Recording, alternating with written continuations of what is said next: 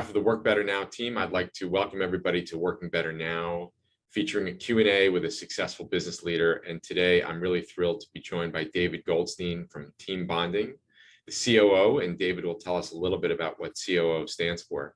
David, thanks so much for joining us. Let's start right there, David. What does COO stand for? Because I know it's not Chief Operating Officer. Well, years ago, I used to be the chief bottle washer, chief cook and bottle washer. And someone said, you know, that sounds too small. You need to be something that sounded better. So I came up with COO, which is the creator of opportunities.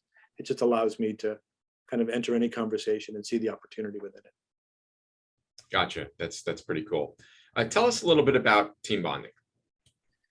Well, Team Bonding was started about a little over 20 years ago, and it was started as a way to bring people together through play.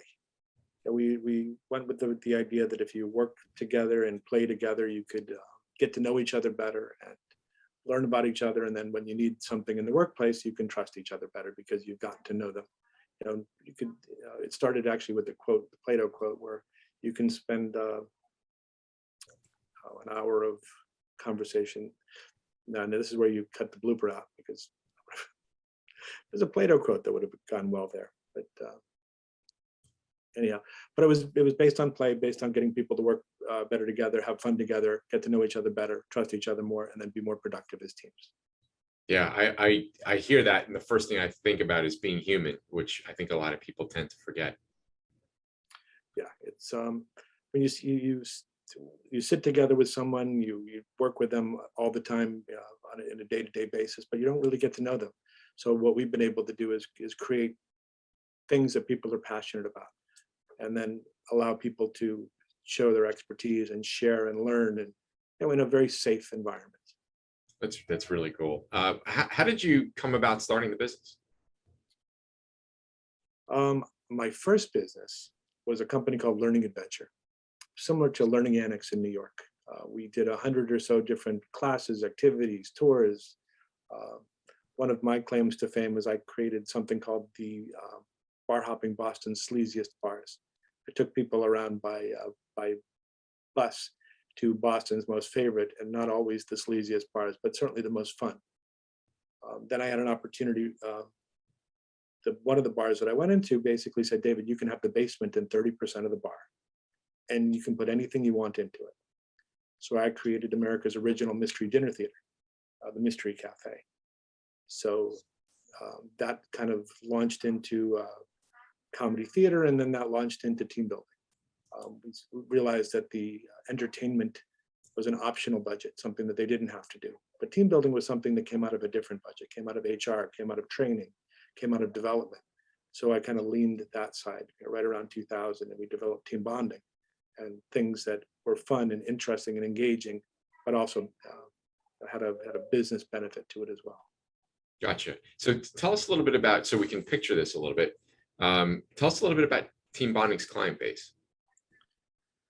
Team Bonding's client base, it's kind of a who's who of corporate America. I mean, we work on a given day with Google and Microsoft and Apple, and we'll also work with smaller companies and startups. And certainly within the pandemic, the prices dropped. The accessibility has gotten to be a little bit more. People can bring 10 people together for an hour or two from wherever they are. So it's opened us up to all sorts of different clients. Any given days we do schools. We'll also do colleges. Sometimes we'll even do social events. And what's the number one or number two, I guess, problems or opportunities that clients are coming to you with that they're hoping that Team Bonding will solve? Well, nowadays it's, we've been working at home for 18 months. We haven't seen each other. We haven't done anything together. What can you do to bring us together? Can engage us to do something fun? And it all started probably in right after March of 2020, when we lost all of our events, all of our live events, and we had to reinvent to the virtual. And originally, when people started calling again, they would say, okay, we're all working at home. We're going to be doing this for a few more weeks. We need mixology, we need a drink, or we need trivia.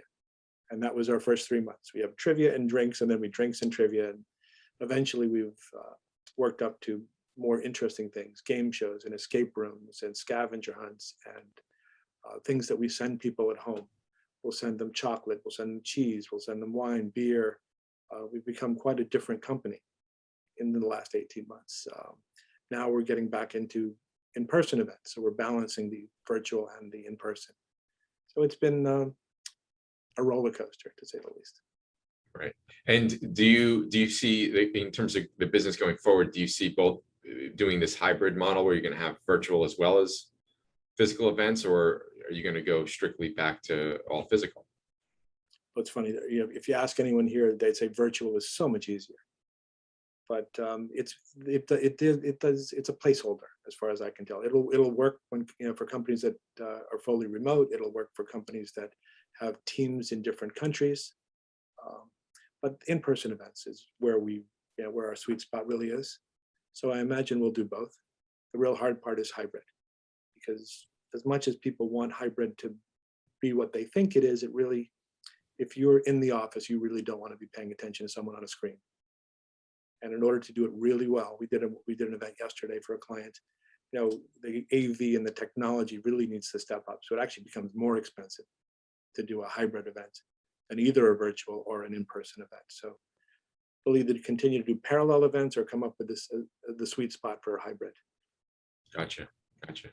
And speaking of team, tell us a little bit about your team. How many people on the team? Are they mostly in the Boston area with you? Are they distributed? What does that look like? Well, the office is set up in the Boston area. So we've got our sales team, we've got our accounting, we've got marketing, sales, accounting, marketing, I'm missing one, production, the event production. So the office staff is here in the Boston area, and some of them now are remote, which really didn't happen before.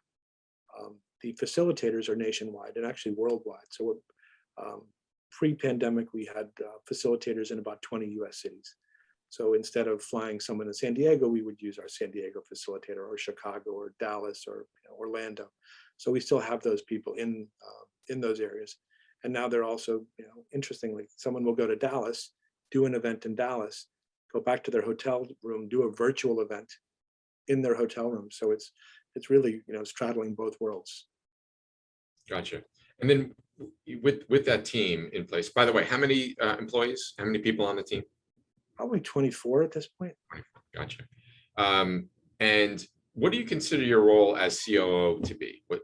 What's your job?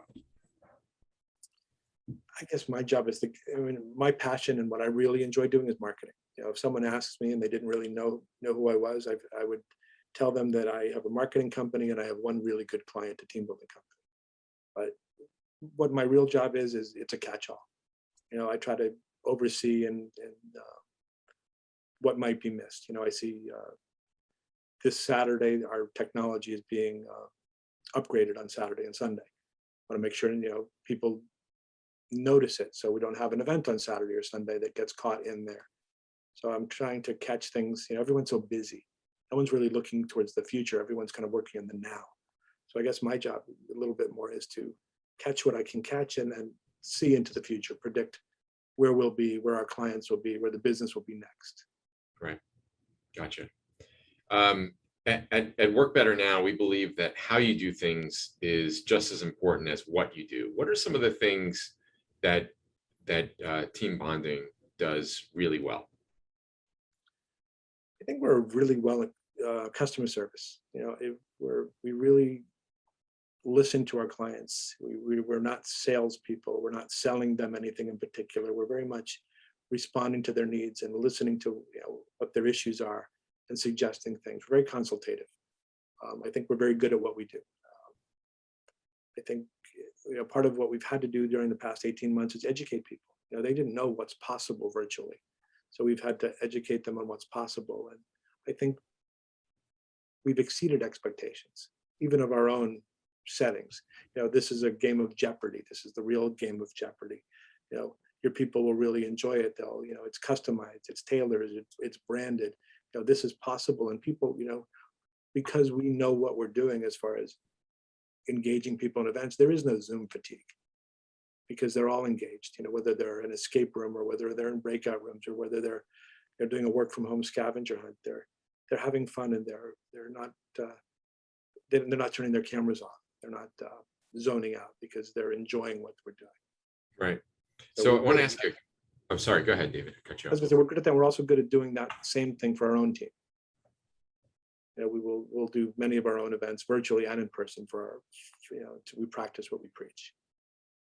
Gotcha. So I was curious, I would imagine a lot of the customer experience, a lot of the things that you do well on the customer experience side started probably with something that you had in your head or based on your experience. How did you go from that to getting your team to execute that really high level of customer experience? So I started a theater company, and when the theater company, we had some fantastic actors, and actors are amazing at presenting an event. So I could be an actor and I could do an event for 100 people, and they will be completely entertained.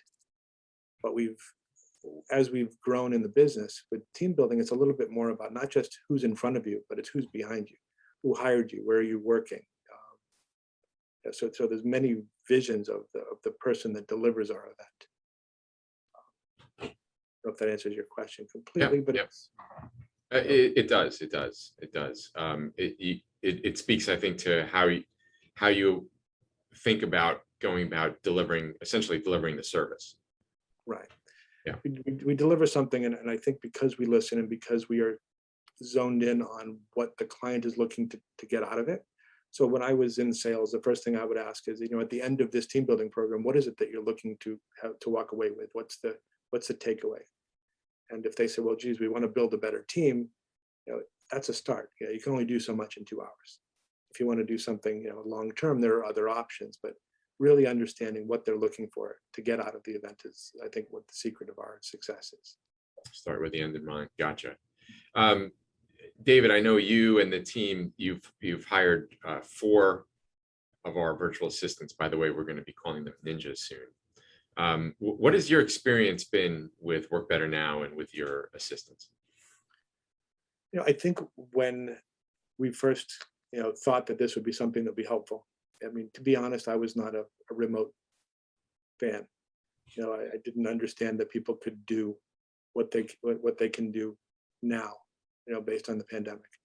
So we were already into the pandemic and realized that just last week our power went out. Our power went out in the office and my house for 2 days. We didn't lose a step because everyone was remote. All of our events went off. All of our virtual events went off, and everything. Nothing happened. So when I came across Work Better Now, it was kind of this would be nice.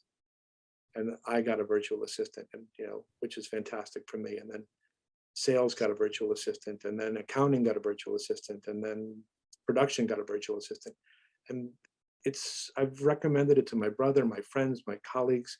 It's the consistency of the 9 o'clock in the morning. Good morning, David. How are you?